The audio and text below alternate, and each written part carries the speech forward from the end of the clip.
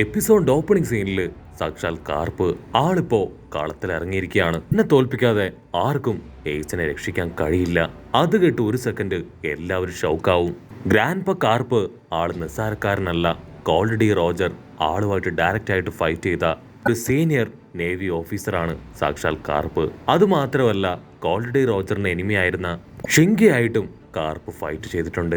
White beard ആണെങ്കിൽ simple ആയിട്ട് പറയും, ഇതൊക്കെ കാർപ്പ് ആളുടെ നല്ല പ്രായത്തിൽ ചെയ്ത കാര്യങ്ങളാണ്. ഇപ്പൊ ആള് വയസ്സായി. ആള് പറയുന്ന ഒന്നും നിങ്ങൾ ആരും കണക്കാക്കണ്ട. എത്രയും പെട്ടെന്ന് ഫൈറ്റ് ചെയ്ത് നമുക്ക് എയ്സുമായിട്ട് ഇവിടുന്ന് പോകണം. കാർപ്പിനാണെങ്കിൽ അത് കേട്ട് ഭയങ്കര അപമാനം തോന്നും. അതേസമയം അക്കൈനോ അവനിപ്പോ ഓൾക്കാനോ പവർ വെച്ച് വൈറ്റ് ബിയർഡിനെ പുറഞ്ച് അറ്റാക്ക് ചെയ്യും. വൈറ്റ് ബിയർഡ് ആണെങ്കിൽ അവന്റെ ഓരോ വോൾക്കാനോ പവറിനെയും സൈഡിലേക്ക് തട്ടി ദൂരേക്ക് തെറിപ്പിച്ചു കളയും. സെൻഗോക്കു ആണെങ്കിൽ എയ്സിനെ നോക്കും. അവൻ എക്സിക്യൂഷൻ ചെയ്യാൻ നിർത്തിയിരുന്ന ആ 2 സോൾജേഴ്സ് അവരിപ്പോ ഇല്ലാതെ താഴെ കിടക്കുകയാണ്. അവർക്ക് പകരം മറ്റു 2 പേരെത്തിയാൽ മാത്രമേ അവൻ എക്സിക്യൂഷൻ അത് കംപ്ലീറ്റ് ചെയ്യാൻ പറ്റൂ. സെൻഗോക്കു ആണെങ്കിൽ സബ്സ്റ്റിറ്റ്യൂഷൻ ആൾക്കാർക്ക് വേണ്ടി വെയിറ്റ് ചെയ്ത് നിൽക്കും. മറ്റൊരു ഭാഗത്ത് ആ പൈററ്റ്സ് അവർ ചുറ്റും ഉണ്ടായിരുന്ന സോൾജേഴ്സിനെ അവരെ പിടിച്ചു വലിച്ച് തല്ലി കൊല്ലുകയാണ്. അത് കണ്ട കൂമാ കൂട്ടം അവറ്റകൾ അവിടേക്ക് എത്തി ബാക്കിയുള്ള പൈററ്റ്സിനെ ഷൂട്ട് ചെയ്ത് കൊല്ലുകയാണ്. പക്ഷെ പൈററ്റ്സിനാണെങ്കിൽ അവരുടെ മനോബലം അത് നഷ്ടപ്പെട്ടു പോവില്ല. അവരിപ്പോ കൂമയുടെ തൊട്ടടുത്തേക്ക് വന്ന് അതിന്റെ കാല് അതങ്ങനെ തകർക്കാനായിട്ട് തുടങ്ങും. ഇവിടെ ലൂഫിക്കാണെങ്കിൽ അവർ മെഡിസിൻസ് ഒക്കെ കൊടുക്കും. പക്ഷെ അവനിപ്പോ അഡ്വാൻസ്ഡ് ട്രീറ്റ്മെന്റ് ആവശ്യമാണ്. അതൊക്കെ നഷ്ടപ്പെട്ട് ലൂഫി ആണെങ്കിൽ അങ്ങനെ കിടക്കുകയാണ്. ഇവാന് മനസ്സിലാവും ലൂഫിയെ കൂടാതെ ഒരിക്കലും എയ്സിനെ രക്ഷപ്പെടുത്താൻ കഴിയില്ല. അവൻ അങ്ങനെ ടേൺ ചെയ്ത് എയ്സിനെ നോക്കുകയാണ്. എയ്സ് ആണെങ്കിൽ അവന്റെ തല താഴ്ത്തി കരഞ്ഞുകൊണ്ടേയിരിക്കും. അപ്പൊ അവിടുന്ന് അങ്ങനെ കട്ട് ചെയ്ത് ഒരു ഫ്ലാഷ് ബാക്ക് കാണിക്കും. എയ്സിന്റെ ചെറുപ്പത്തില് അവന്റെ ഫ്രണ്ട്സും അവിടെ ഉണ്ടായിരുന്ന കുട്ടികളെല്ലാവരും കോൾഡി റോജറിനെ ഒരുപാട് കുറ്റപ്പെടുത്തിയിരുന്നു. ആ കോൾഡി റോജർ കാരണമാണ് നമ്മളൊക്കെ ഇങ്ങനെ നരകിക്കുന്നത്.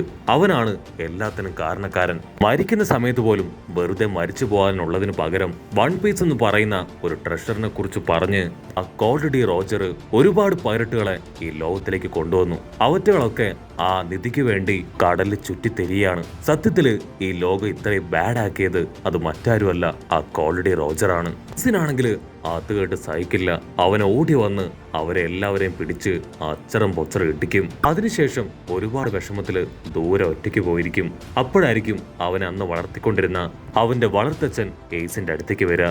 ആളിപ്പോ എയ്സിന് ഒരുപാട് വഴക്ക് പറഞ്ഞ് അവനെ ഗുണദോഷിച്ച് ഇനി ഒരിക്കലും ഇങ്ങനെ ചെയ്യാൻ പാടില്ല എന്ന് പറയും. നീ അടിച്ച ആ കുട്ടികളെല്ലാവരും ഓൾമോസ്റ്റ് മരണത്തിന്റെ വക്കിലായിരുന്നു എന്ന് പറയും. പക്ഷെ എയ്സ് ആണെങ്കിൽ അതൊന്നും കാര്യമാക്കി എടുക്കാതെ ഓരോ ദിവസവും അവന്റെ പപ്പയെക്കുറിച്ച് അന്വേഷിച്ചു കൊണ്ടേയിരിക്കും.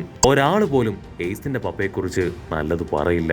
എല്ലാവരും കളിയാക്കിയും അപമാനിച്ചും തെറി പറഞ്ഞും അവന്റെ പപ്പ കോൾഡി റോജർ ആള് വലിയ ബാഡായിട്ടുള്ള ഒരാളാണെന്ന് പറയും. അങ്ങനെ പറയുന്നവരെല്ലാവരെയും എയ്സ് നല്ല രീതിയിൽ കൈകാര്യം ചെയ്തു.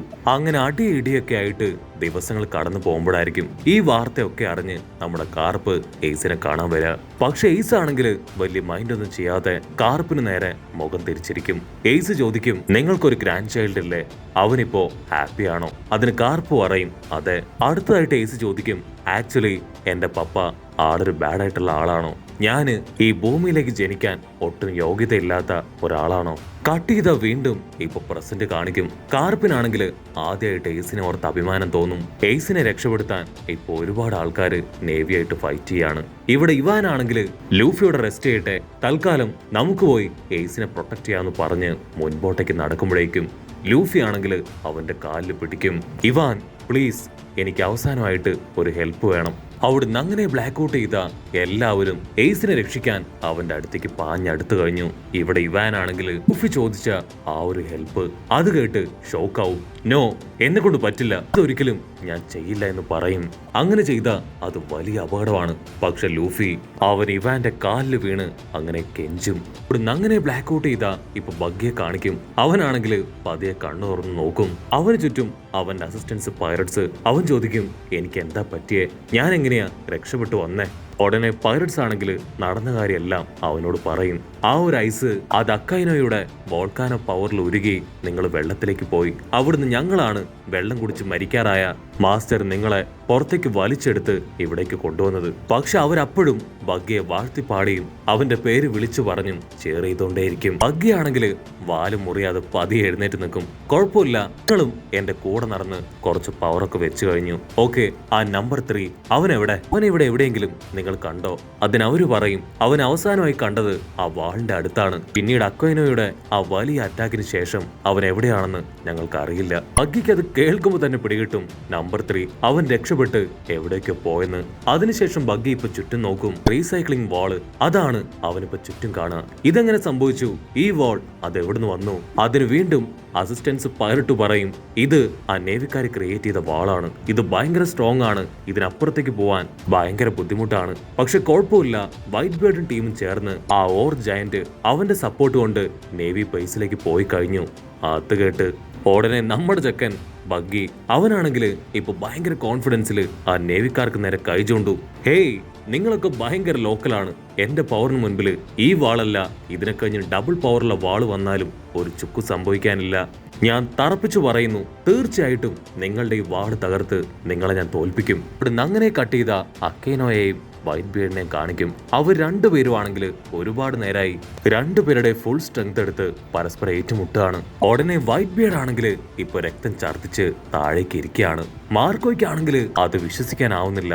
ആദ്യമായിട്ടാണ് വൈറ്റ് ബിയർഡ് ഇത്രയും ക്ഷീണിതനായിട്ട് അവൻ കാണുന്നത് പോലും. വൈറ്റ് ബിയർഡിന് ഓൾറെഡി ആ സ്ക്വാഡ് കുത്തി പരിക്കേൽപ്പിച്ചിട്ടുണ്ട്. ആ ഒരു മുറിവ് അതിപ്പോ വൈറ്റ് ബിയർഡിനെ നല്ല രീതിയിൽ ബാധിച്ചു കഴിഞ്ഞു. അക്കൈനോ ആണെങ്കിൽ ഇതാണ് കറക്റ്റ് ടൈം എന്ന് പറഞ്ഞ് വോൾക്കാനോ പവർ എടുത്ത് വൈറ്റ് ബിയർഡിന്റെ അടുത്തേക്ക് വരും. അത് ലോങ് ഷോട്ടിൽ കണ്ട മാർക്കോ ഒരു കാരണവശാലും അത് അനുവദിച്ചു കൊടുക്കരുത്. ഓൾറെഡി വൈറ്റ് ബിയർഡ് ഇപ്പൊ നല്ല ഏജ്ഡ് ആണ്. മാത്രമല്ല ചില ഹെൽത്ത് ഇഷ്യൂസ് ഉണ്ട്. അതും പോരാത്തതിന് ഇപ്പൊ സ്ക്വാഡ് ആളുടെ നെഞ്ചില് വലിയൊരു അറ്റാക്ക് അത് നടത്തിയിട്ടുണ്ട്.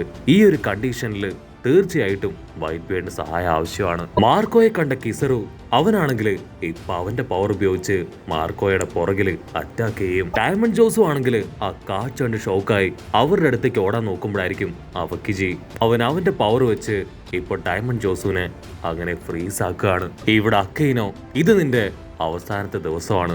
നീ അവസാനമായിട്ട് കേൾക്കാൻ പോകുന്നത് എന്റെ ശബ്ദമാണെന്ന് പറഞ്ഞ് വോൾക്കാനോ പവർ എടുത്ത് ആഞ്ഞ് നെഞ്ചിലൊരൊറ്റ ഇടി. ഇടിയുടെ പവറിൽ ഇപ്പൊ വൈറ്റ് ബിയർഡ് തെറിച്ചു പോവും.